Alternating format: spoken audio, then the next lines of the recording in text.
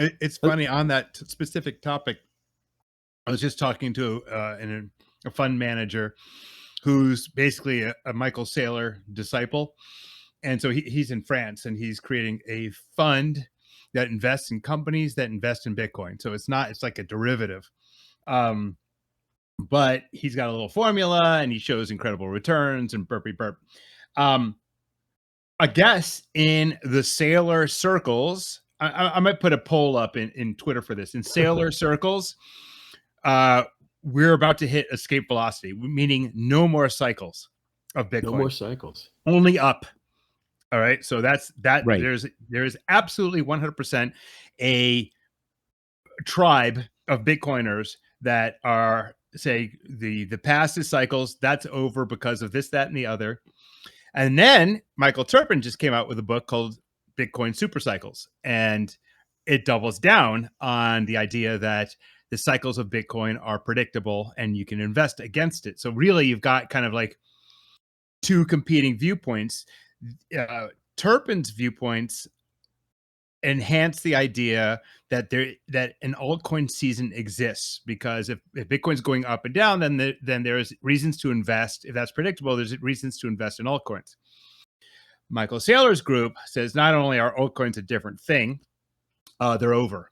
And because it's all Bitcoin now, all the liquidity will be going into Bitcoin because it's going to be only up. I don't have an opinion on this. I'm not smart enough to. I don't have enough knowledge to pick a side. Beyond the personal opinion, right? I think that one of the two actors you mentioned, one is a lot more incentivized to focus on Bitcoin only because that's what he sells, right? Yep. Like his whole business model of Saylor is about taking your money to buy Bitcoin.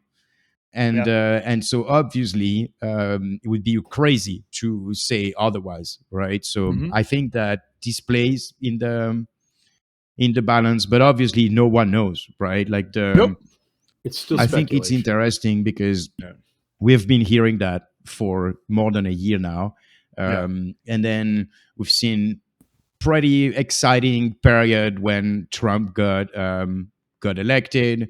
And then starting January, something like that, all started to be a little bit more shaky. And we had like a very, very terrible period with the tariffs and also like heating up in, Middle East. So it was not great, but it seems that now, those didn't calm down. Trump still puts tariffs on people. While it's still a little bit calmer and it didn't go too far in the Middle East, that thing is not solved, but the market is really absorbing that a lot better. And so that's really usually what happens when we get closer to the bull market. I think we talked about that in one of the videos, where is our news making the market?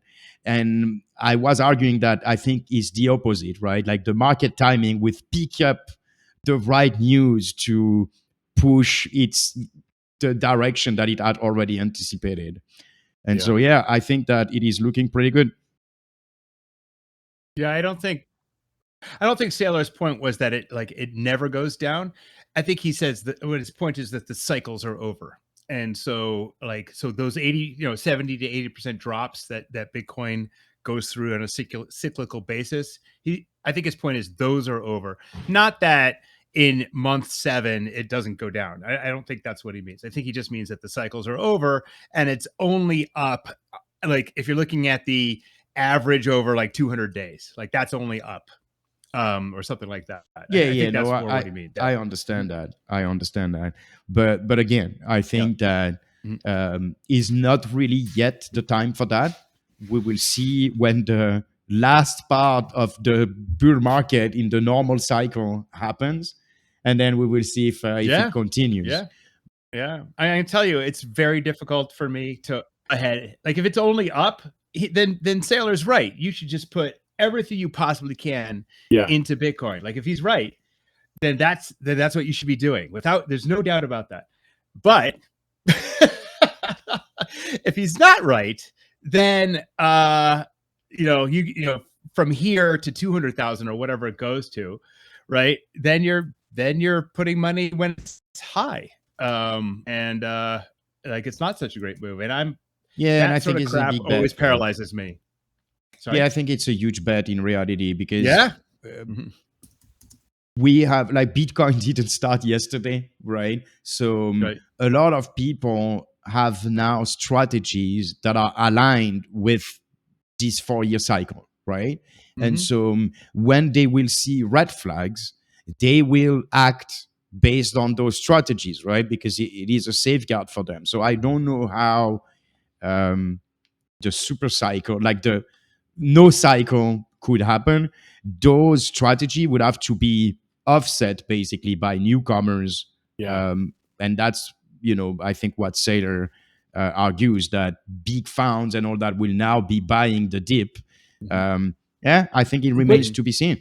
But it's also, I think it's crazy to be out, and I think it's crazy to be all out, and it's crazy to be all in. Yes. I think it's something you shouldn't miss.